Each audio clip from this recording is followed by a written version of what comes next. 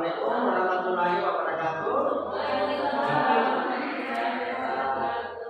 Baik Bapak Ibu, hari ini saya akan mempresentasikan aksi nyata program pendidikan guru penggerak yaitu Desifikasi Budaya Positif (DBP) Angkatan 9 Kabupaten Pindrang. Adapun yang ingin saya presentasikan yaitu berbagai pemahaman dan pengalaman belajar budaya positif aksi nyata nomor 134. Di sini ada beberapa konsep inti budaya positif, ya. Yang pertama itu disiplin positif, nilai-nilai kebajikan. Yang kedua keyakinan keras, motivasi perilaku manusia dan kebutuhan dasar manusia, posisi kontrol guru dan segitiga restitusi. Ya, ini akan saya bawakan ini. Di sini pembelajaran dengan paradigma baru. Pembelajaran dengan paradigma baru merupakan pembelajaran yang dirancang berdasarkan prinsip pembelajaran berdiferensiasi sehingga siswa belajar sesuai dengan kebutuhannya, berdasarkan perkembangan sesuai teori psikologi modern untuk mewujudkan profil pelajar Pancasila. Mikrosepsi tentang teori kontrol Dr. William Glasser. Ya, ada beberapa contohnya yaitu ilustrasi guru mengontrol murid. Yang kedua, ilustrasi bahwa semua penguatan positif, efektif dan bermanfaat. Yang ketiga, ilusi bahwa kritik dan membuat rasa bersalah maupun penguatan karakter. Yang keempat, ilusi bahwa orang dewasa berhak memaksa. Di sini disiplin positifnya ya Bapak Ibu. Disiplin mengarah pada disiplin diri yang memiliki nilai tanggung jawab terhadap apa yang dilakukan. Ki Hajar Dewantara menyatakan bahwa untuk mewujudkan murid yang merdeka, murid harus memiliki disiplin yang kuat yang berasal dari dalam dirinya ataupun berasal dari luar dirinya. Disiplin positif itu Bapak Ibu merupakan salah satu cara penerapan disiplin yang bertujuan untuk menumbuhkan kesadaran serta memberdayakan peserta didik tanpa imbalan penghargaan, reward ya, ataupun ancaman atau hukuman.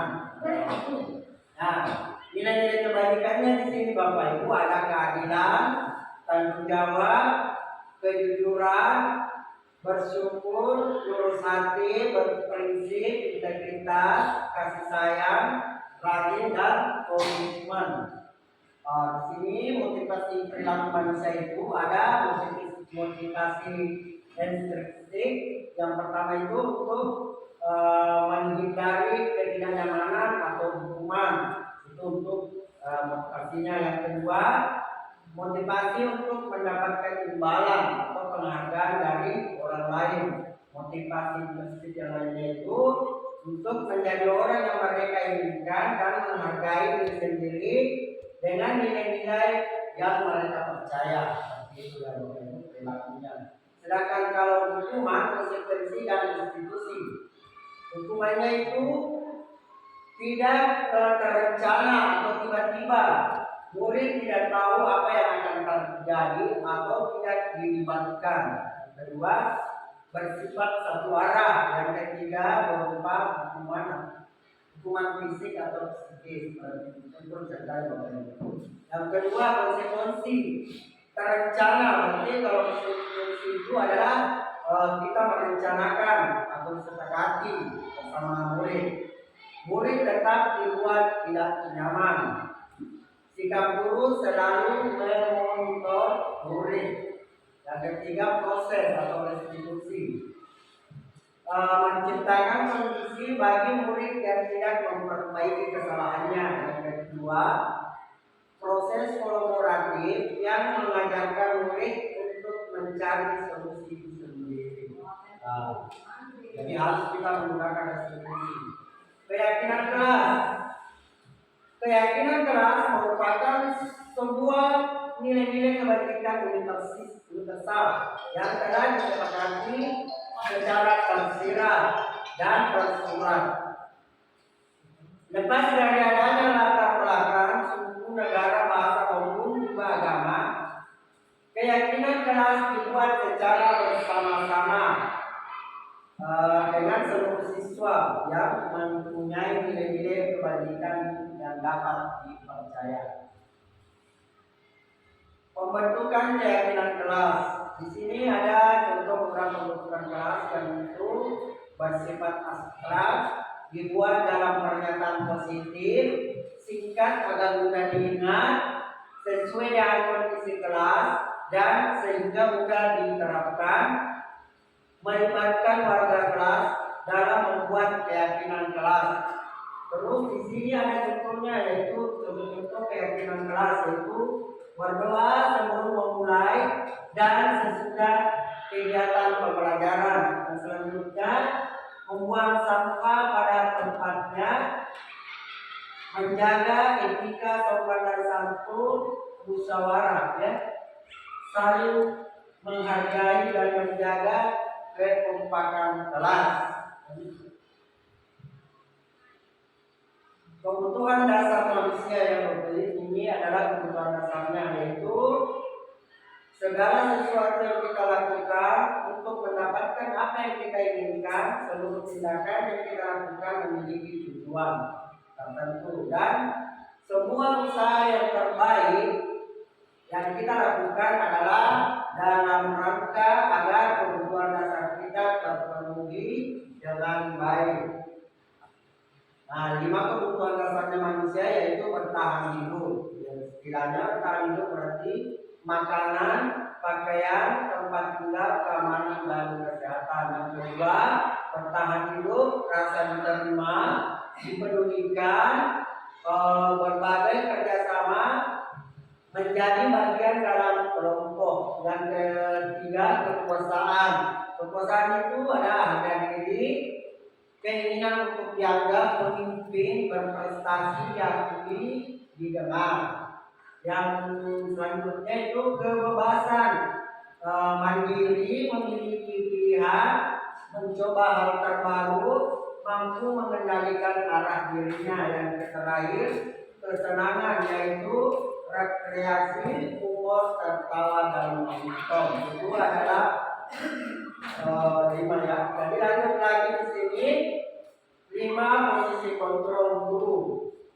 Ini adalah posisi kontrol guru ya Bapak Ibu. Yang pertama itu penghukum, yang kedua pembuat merasa bersalah, yang ketiga teman, yang keempat pemantau, dan yang kelima manajer. Ini adalah 5 posisi kontrolnya seorang guru. Jadi di sini ada yang pertama tadi adalah penghukum.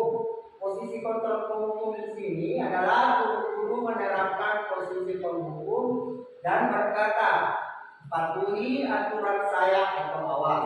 Itu adalah penghukum. Yang kedua, kamu selalu saja salah. Yang ketiga, guru seperti ini senantiasa percaya hanya ada satu cara agar pembelajaran bisa berhasil, yaitu cara dia. Caranya seperti tadi, patuhi aturan. Ciri khas penghukum adalah nada suara tinggi, bahasa buku mata melotot, dan jari menunjuk-nunjuk, menghardik misalnya. Terlambat lagi, pasti terlambat lagi. Selalu datang terlambat, kapan bisa datang tepat waktu. Konsekuensi logis dari akibat penerapan kontrol penghukum adalah kemungkinan murid marah dan mendendak atau bersifat agresif. Yang kedua, pembuat merasa bersalah. Di sini posisi kontrol pembuat merasa bersalah pada sisi ini biasanya guru atau orang tua akan bersuara lebih lembut. Kata-kata yang keluar dengan lembut akan seperti ini ya Bapak Ibu. Bapak sangat kecewa sekali dengan kamu. Berapa kali Bapak harus memberitahu kamu ya? Gimana coba kalau orang tua kamu tahu bahwa kamu berbuat salah begini? Di posisi ini, murid akan memiliki penilaian yang buruk tentang diri mereka. Murid merasa tidak berharga dan telah mengecewakan orang-orang yang disayanginya. Ciri khas membuat merasa bersalah adalah nada suara memelas, halus, sedih, bahasa tubuh merapat pada anak, ya, lesu. Teman,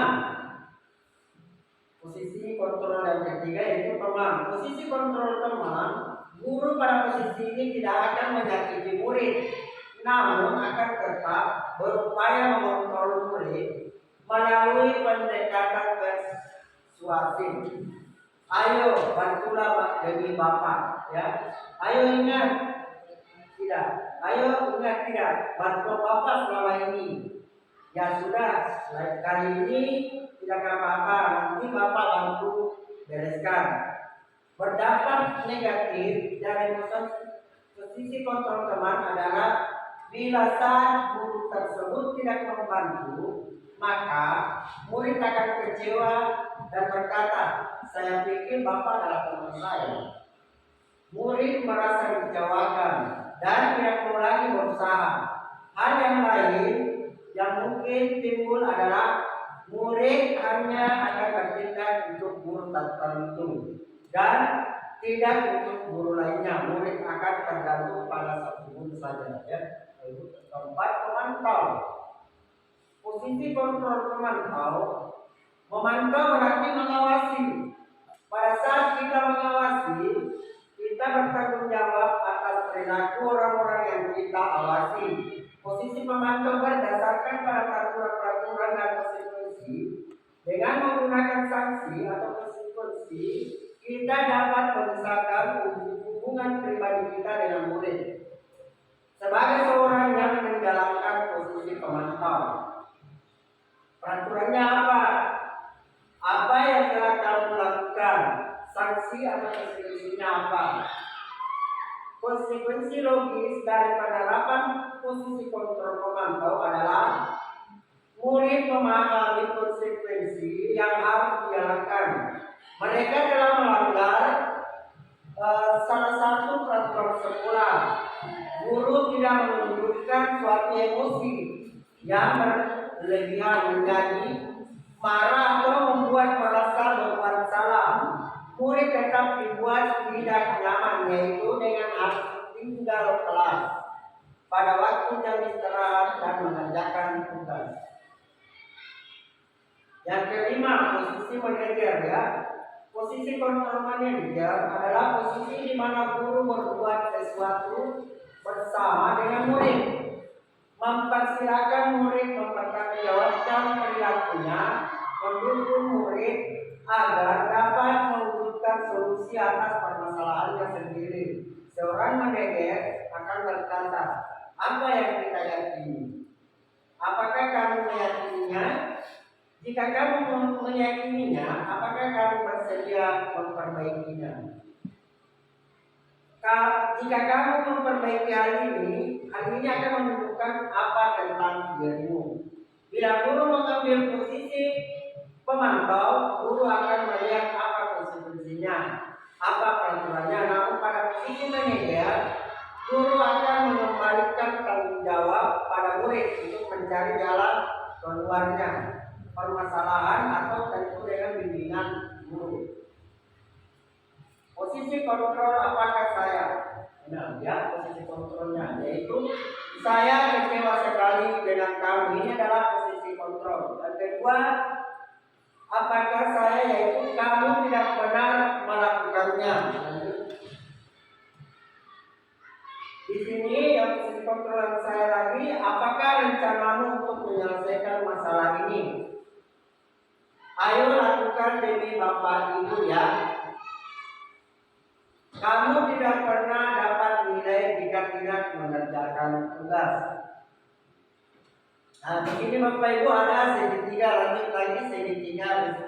restitusi, yaitu validasi tindakan yang salah, menanyakan keyakinan dan menstabilkan identitas. Ya, restitusi itu adalah proses menciptakan kondisi bagi murid untuk memperbaiki kesalahan. Proses kolaboratif yang mengerjakan murid untuk mencari solusi sendiri. Di dalam karya ya, itu tadi yang saya bacakan tadi, yang ini di dalam restitusinya. Ya. Lanjut di sini menstabilkan identitas.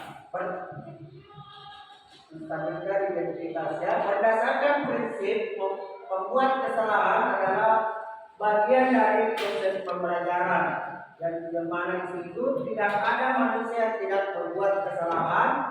Yang kedua, Bapak Ibu juga pernah melakukan itu. Berbuat salah itu wajar. Ibu, Bapak tidak mau mencari siapa yang salah, tapi Ibu Bapak ingin mencari solusi dari permasalahan ini. Ini adalah salah satu contoh pertanyaannya dari menstabilkan identitas. Kamu berhak merasa begitu.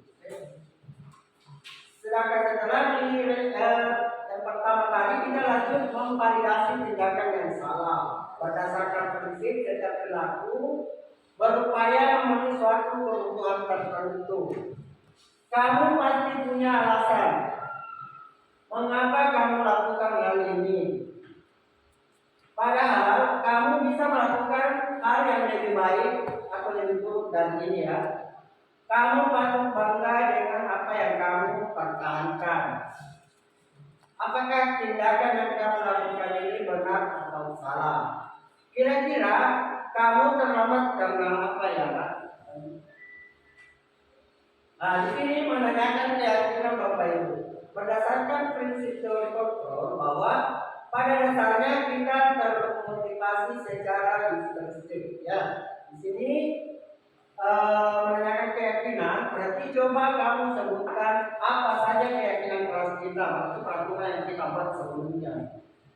Yang kedua, nilai-nilai apa saja yang telah kita sepakati bersama.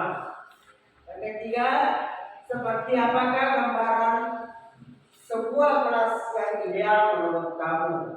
Yang keempat, apakah kamu yakin dapat merubah tindakan yang kamu lakukan. Bagian penutup, budaya di sini, budaya positif itu merupakan nilai-nilai keyakinan dan kebiasaan-kebiasaan di sekolah yang berpihak pada siswa agar siswa dapat berkembang menjadi pribadi yang kritis, berhormat dan bertanggung jawab dalam membina siswa dalam menerapkan budaya positif dan disiplin. Positif tentunya sebagai pendidik hendaknya kita memiliki standar kepribadian profesional dan sosial yang baik, di mana guru mampu merefleksi dirinya dalam posisi kontrol saat ini. Jadi di sini maksudnya kita memposisikan diri kita di posisi kontrol tadi, ya. Posisi kontrolnya ada 5 dan tadi saya bacakan jawab dan termasuk restitusi. Mampu merefleksi bagaimana perjalanan diri sebagai among. Among itu berarti seorang manajer. Seorang manajer yang menuntut siswa menjadi insan yang religius, berbudi, bahkan luhur, tangguh dan terampil. Itulah tadi presentasi saya Bapak Ibu. Kira-kira ada yang ingin ditanyakan? Bapak Ibu? Ada yang ingin ditahu dari presentasi ini bisa dilakukan.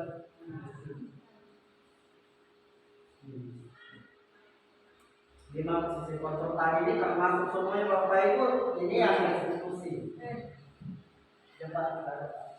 Terima kasih atas kesempatan yang diberikan dalam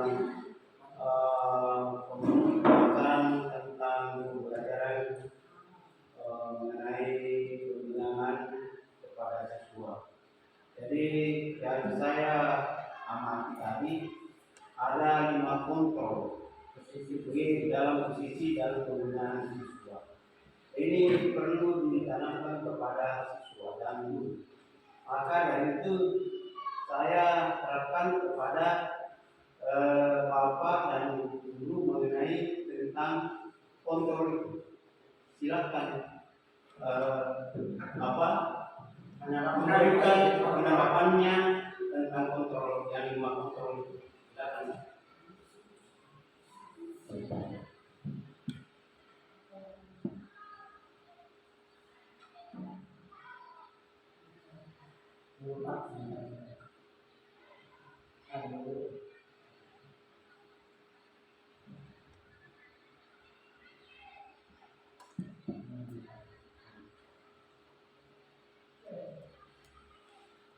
Ini adalah contoh atau 5 posisi kontrol Bapak Ibu yang harus kita kembangkan di sekolah kita. Di sini ada mendukung, membuat merasa bersalah, teman, pemantau, manajer. Maksudnya di sini, jika kita sebagai penghukum, kita kan sebagai guru penghukum. Nah, ini kita tidak usah kembangkan. Nah, ini dan ini membuat merasa bersalah. Jadi kadang kita sudah jelas tahu, misalnya sesuatu bersalah, tapi kita menambah detail tambah bersalah. Nah, seperti itu. Di sini, jadi kita sebagai guru, kita misalnya menyelesaikan sesuatu masalah ke siswa, kita itu harus menjadi temannya dulu ke siswa. Cari apa kira-kira masalahnya. Nah, setelah itu, setelah ditemukan, kita harus kembali lagi menjadi pemantau dan selalu menjadi teman.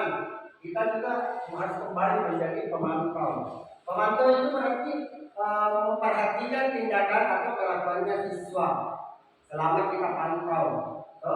Setelah itu, jika masih belum bisa, kita harus kembali lagi ke kita sebagai manajer. Amun ya, memimpin kembali seperti itu, Pak. Kira-kira ada lagi?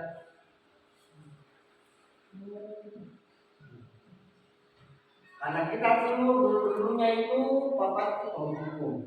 Ini yang kita terapkan, penghukum atau membuat merasa bersalah. Itu anak-anak ceritanya toh. Dan kita kan sebenarnya kita itu di sini sebagai manajer. Kita itu sebagai manajer. Jadi kalau kita tidak bisa menyelesaikan masalah di masalah manajer, kita perlu menjadi pemantau. Setelah jadi pemantau, kita jadi kalau masih belum bisa kita temukan solusi atau memperbaiki itu kita kembali ke teman. Cukup sampai di teman, jangan ke sini sampai sini saja. Tapi ini posisi 5 kontrol itu ada pada guru. 5 posisi kontrolnya seperti itu. Mungkin tidak ada lagi Bapak Ibu. Dulu tanya, kalau umpama kita mau melihat pada seorang anak, seolah-olah dia bersalah. Jadi sebelum kita korek kesalahannya, kita harus menjadi teman terlebih dahulu. Iya betul. Jadi kita harus menjadi temannya, ya temannya dulu untuk mengetahui dan lanjut permasalahannya di mana. Tidak boleh langsung dulu. Iya, harus menjadi teman. teman dulu. Setelah jadi teman kita jadi pemantau. Berarti dipantau betul. Setelah itu kembali ke posisi kita manajer. Jangan langsung percaya. Ya, jangan percaya seperti itu. Jadi dipantau dulu tuh seperti teman. Dan masalahnya kita di teman sudah tahu, betul. Anggaplah kita sudah tahu. Setelah tahu kan kita butuh langsung jadi manajer. Di sini dulu pantau dulu. Dan sampai berbohong atau apa itu bisa saja seperti itu. Setelah kita sudah jelas berapa betul, baru kembali ke posisi semula manajer. Kalau sudah ditahu kesalahan, jangan hukum. Kira-kira tidak ada apa itu? Terima kasih banyak. Kasih banyak Bapak Ibu. Mungkin sampai di sini presentasi saya hari ini cukup sekian. Assalamualaikum warahmatullahi wabarakatuh.